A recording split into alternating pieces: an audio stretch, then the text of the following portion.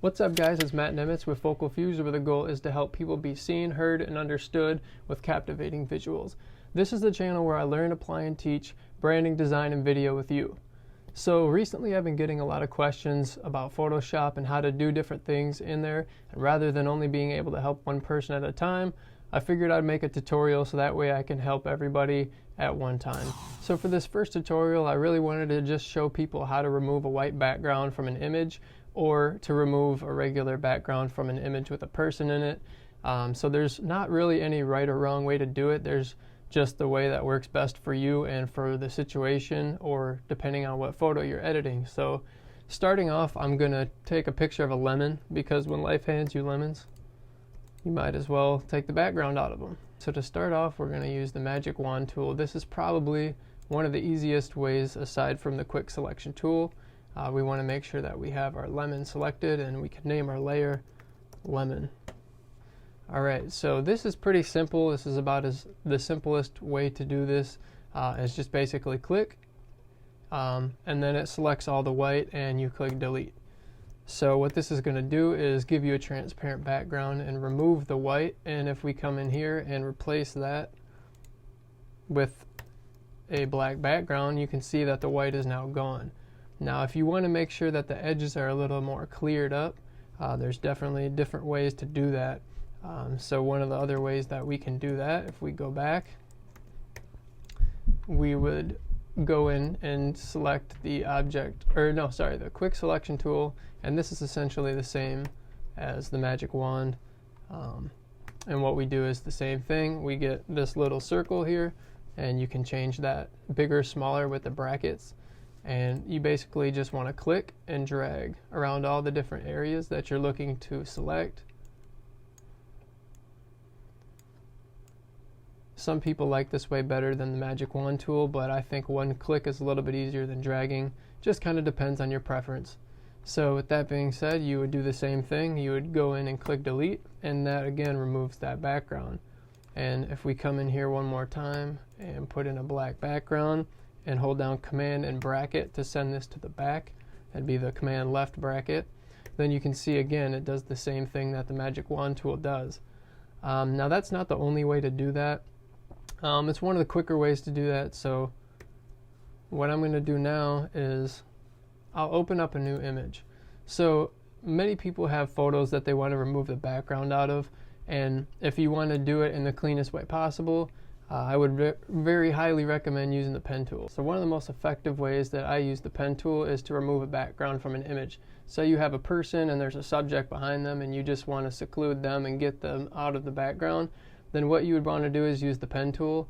It takes a little bit longer and it's a little bit more tedious of a process, but the final result will be a lot better.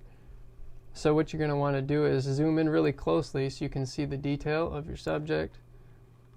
And you're going to want to go in and basically click to make a selection point, and click to make your second point, and then you can drag this out and you get this curved look.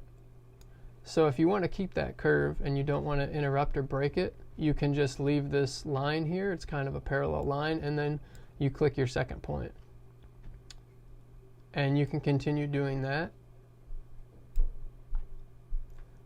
And say you get a weird curve in here that you're not a fan of, what you want to do is do Command Z to undo that, and then you want to do Option click or Alt click if you're on a PC, just so you can break that curve and make your own.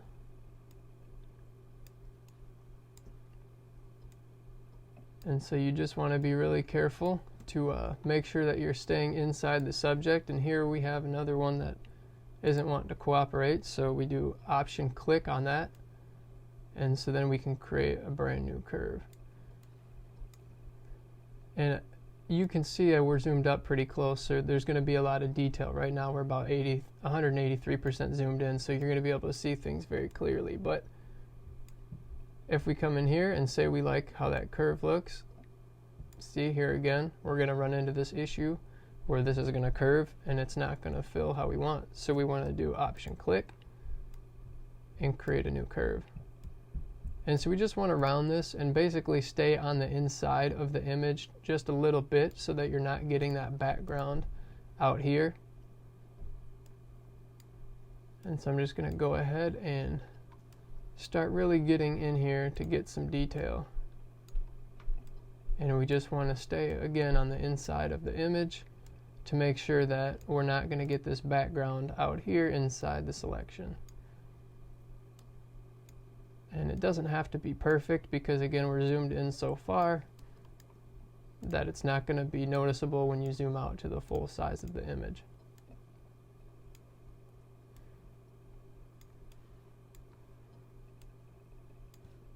I figured I would use an image of my son that I took just as an example because it was convenient and it was on hand and he's adorable. So with hair, it's one of those things where you can spend a lot of time on it, but because his hair is not very long in this picture, you don't necessarily need to worry too much about it. And one of the tricks that you can do in the end is feather, which that will basically give you a smooth edge where it's not so cut out and harsh where it looks like it was cut out. So we're just basically rounding all these edges, keeping the curves nice and smooth, and staying on the inside so that we're not getting the background in the image. And now when you have a straight line, you'll see here that you're not going to get the option to make a curve, and you can always just start another one again by holding down and dragging, and you can change this curve however you'd like. So now that we're inside this here, we're going to continue. He must have been eating some crackers because he's got a lot of crumbs on his face. All right, so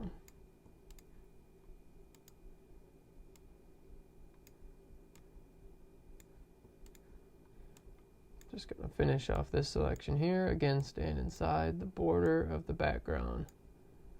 And I can tell here this curve isn't going to cooperate the way I want to, just of how it's lining up here. So I'm going to go back and option click to cancel that and create a new curve here. And basically how I'm moving around is holding down the space bar and dragging on the mouse.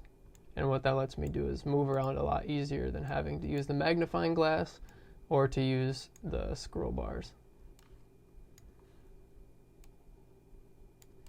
So we're just going to grab him out here.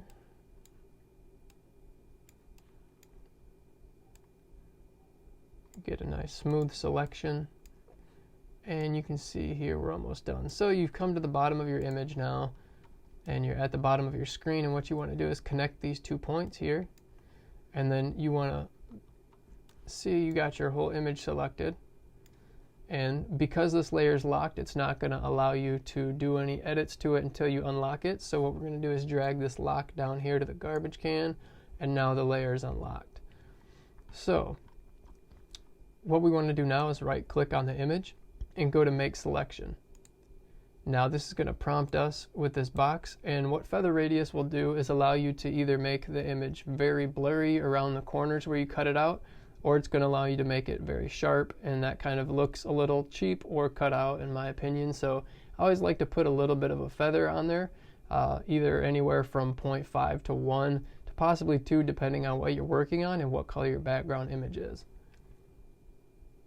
So I think 1 will work for what we're going for, so I'm just going to keep it at 1 right now. And now he's selected. If you want to remove just the subject, you can just go ahead and press delete, and that will remove the subject. However, if you want to remove the background around him, you can either go to select and select inverse, which you can't see it, but I'm hovering over it now. But the easiest way that I like to do is do Command-Shift-I. And when you hold down Command-Shift and press I, it selects the background. And then if you press delete, you get rid of the background. And once we apply a background behind him, and again Command left bracket will push that behind him, you can see that the edges are more smooth and you don't have as much of that cutout look. So then when you go to 100% by holding Option Command 0, then you can see that it's a nice clean cut. And if we would want to put the lemons behind him to create a pattern, we can hold down Option and drag that to duplicate that, and select that and Option and drag it again. We can create a cool pattern. And yeah, you can see that the cutouts are looking good. There's not too many edges that are rough, and that's the whole goal with the pen tool. If you have just a plain white background, it's pretty easy to just use the magic wand tool or the quick selection tool to get rid of that. But like I said, if you have any object with more details in it, you're probably going to want to use the pen tool to get the best final result. So that concludes this tutorial on how to remove the background. If you have any questions, please feel free to drop them in the comments below, and I'll be happy to respond with an answer.